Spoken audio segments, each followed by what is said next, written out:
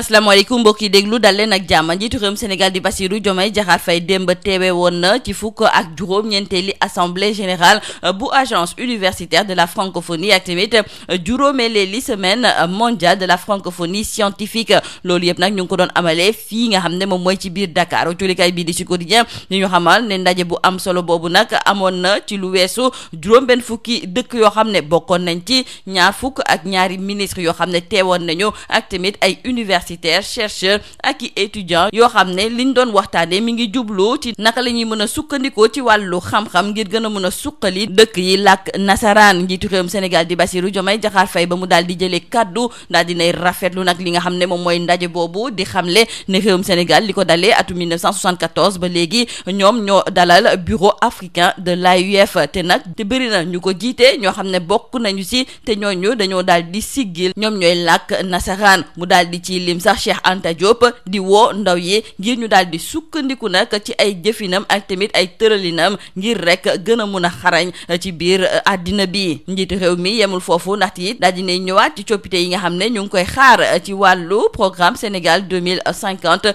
programme boobu nga xam ne nag jël na lépp lu jublu ci wàllu science technologie ak innovation dugal ko ci biir bu baax a baax. ñu desandi ak jolikaay bii di Sud Quotidien ndaxte suñu naataango yi ñu ngi ñuy xamal des doyens des juges d'instruction bu tribunal de grande instance hors classe de Dakar ñoom de daal dinañuy fësal benn ordonnance de non-lieu goo xam ne jagleel nañu ko kii di Moustapha Ndiaye, Ryan Hachem ak tamit Mohamed Dia. ñooñu ñëpp nag dañu leen joxooñooñ baaraamu tuuma ne dañoo luubal ay koppar yoo xam ne dañu ko waroon a jëndee ceeb ba pare séddale ko keroog ba fi mbas bi di Covid 19 amee. autolikaay bii di Sud Quotidien mi ngi ñuy xamal ne ñooñu sax ci biir rapport Cour des comptes ci nañu yore woon fonds force Covid 19 bi lañ leen joxooñooñ baaraamu tuuma, wante tey jii de dafa mel ni ne yoon daal dinay setal seen der ba mu set wecc. autolikaay bii di Point Actu nekkoon homme d'affaires yi di Moustapha Ndiaye, Ryan Hachem ak tamit Mohamed Dia ñoom ñi nga xam ne dañ leen doon toppee ci wàllu complicité de détournement de deniers publics, faux et usage de faux ak tamit faux en écriture de commerce et en écriture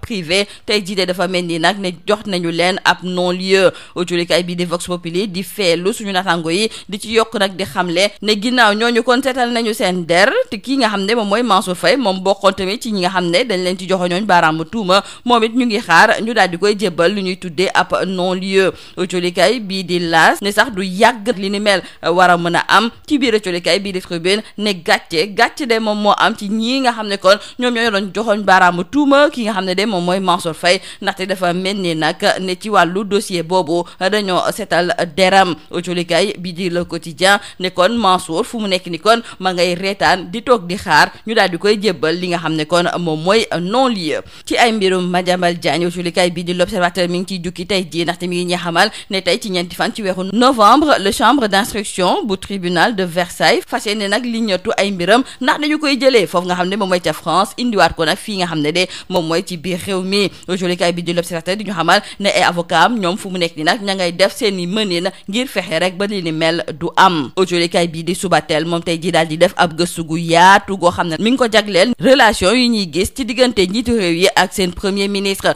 ñu daal di koy tàmbalee ci Senghor ba yegg si ci ki nga xam ne moom mooy Bassirou Diomaye Diakhar Faye. suñu natango yi gis ne indépendance ba léegi politique bu réewum Sénégal dañuy yàgg di nemmeeku ne dina am ñaar ñoo xam ne dañuy fës ci bopp réew mi, wante su fekkente ne dañuy woote jàmm di woote booloo yenn saay dañuy dem rek seen diggante boobu daal di jeex tàkk. suñu natango yi daal di gis ne bu ñu ko tàmbalee ci Senghor ak Mamadou Dia ba yegg si ci Diomaye ak Ousmane Sonko dafa mel ni nag ne li ni mel moom dugguleet fii ci mim réew. ci lu jublu sax ci wàllu Diomaye ak Sonko autolikaay bii di réew mi quotidien moom it tey jii def na ci ab taxaw seetlu. autolikaay bii di Les Échos moom mooy ñëw nag démb la xew fa li nga xam ne moom mooy ca bërëb bi nga xam ne kii di Jojo Glowsking daf ko daal di tabax ba pare nag woote woon ngir nit ñi war a mën a ñëw ut fa liggéey. autolikaay bi di Les Échos ne ay nit yu bëri nag ñoom ñoo fa daal di fees dell te ñoom la ñu bëggoon moom mooy am benn poste ngir jaay li nga xam ne moom mooy xeesal. autolikaay bi di Les Échos seq waxtaan sax ak ñenn ci ñi nga xam ne nag ñëwoon nañu fa, kenn ki di xamle ne moom su fekkente ne nag amul liggéey de kon dina jël gaal yi daal di dem ca bitim réew.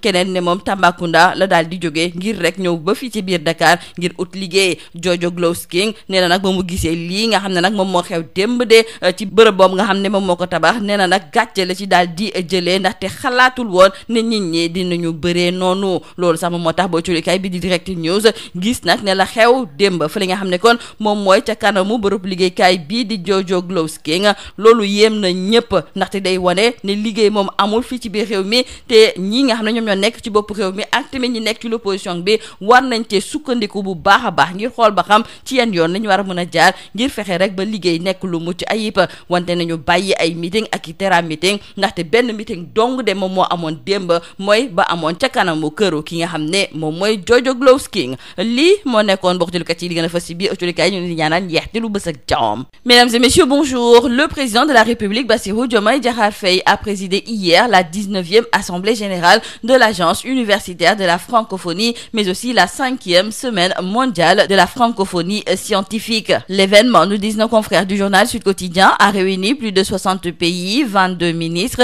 et des centaines d'universitaires, chercheurs et étudiants autour d'un objectif commun, à savoir repenser la place du savoir dans le développement du monde francophone. Et le chef de l'État, lors de son allocution, a salué la belle diversité de la francophonie et rappelé que le Sénégal, membre fondateur de l'organisation, abrite depuis 1974 le bureau africain de l'AUF, l'un des plus anciens du réseau. Citant Cheikh Anta Diop, il a invité la jeunesse africaine à s'armer de science jusqu'aux dents pour conquérir sa souveraineté intellectuelle et culturelle. Pour le chef de l'État, l'Afrique ne pourra peser dans le concert des nations qu'en investissant massivement dans la science, la recherche et la technologie. Le président Faye a également évoqué les réformes à venir dans le cadre du programme Sénégal 2050 qui place la science, la technologie et l'innovation au cœur du développement. Restons avec nos confrères du journal Le Sud Quotidien qui nous parle de la gestion du fonds Force Covid-19. Le doyen des juges d'instruction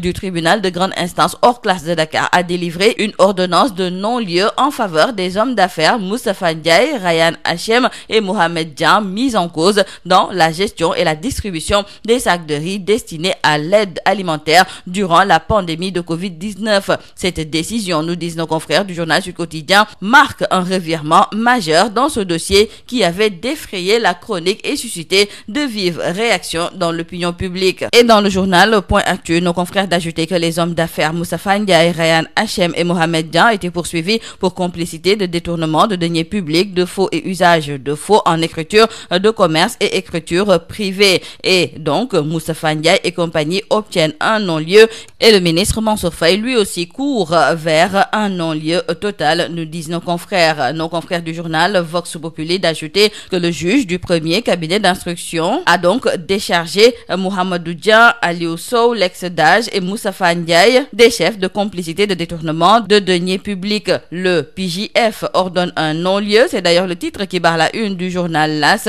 Et dans le journal Tribune, nos confrères trouvent que dans ce dossier de surfacturation du riz, c'est une grosse déception car le juge a blanchi Mansour Faye. Dans le journal L'Info, nos confrères se sont entretenus avec Edouard Gemaël, c'est le chef de mission du Fonds monétaire international qui a terminé une mission de 10 jours ici à Dakar. Et à en croire nos confrères du journal L'Info, le FMI a validé les conclusions de la Cour des comptes sur la dette cachée du Sénégal et suspend le programme d'appui financier en attendant des clarifications. Cependant, Edouard Gemaël précise qu'il n'est pas question d'un détournement, mais plutôt d'un endettement non dévoilé. Pour ce qui est de Madiambal Diagne, retournons avec nos confrères du journal L'Observateur que c'est aujourd'hui que la chambre d'instruction du tribunal de Versailles examine donc sa demande d'extradition vers le Sénégal. Et nos confrères nous parlent de la stratégie de ses avocats pour faire annuler la procédure engagée devant la chambre d'instruction de la cour d'appel. Et nos confrères évoquent cette réunion à Paris, mais aussi de cette clé USB. Parlons à présent avec nos confrères du journal Subatel de cette difficile cohabitation au sommet de l'État de Senghor à Diomaye. En effet, depuis l'indépendance, la politique sénégalaise est jalonnée de duos explosifs au sommet de l'État.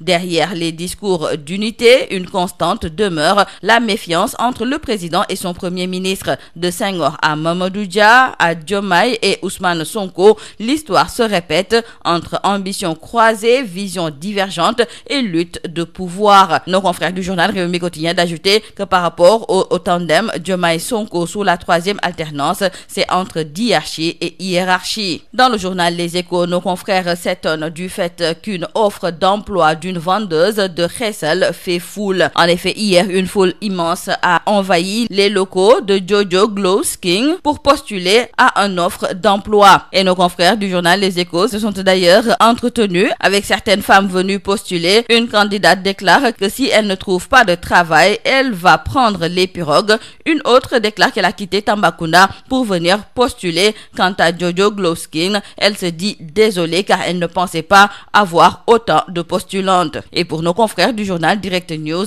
le seul terrain meeting qui vaille, c'est ce rassemblement chez Jojo. Pour nos confrères, la crise de l'emploi n'est plus un simple argument de l'opposition, elle est l'effet direct de l'arrêt des chantiers, de la paralysie des travaux d'infrastructure et des déguerpissements intempestifs qui ont tué l'économie de la voie publique. Et aujourd'hui, les Sénégalais n'attendent pas une bataille de meeting, ils attendent une bataille de débouchés et d'emplois massifs. Donc, le vrai terrain meeting s'est tenu hier chez Jojo et le pouvoir qui saura le comprendre fera naître l'espoir. C'est tout à vos journaux et très bonne lecture.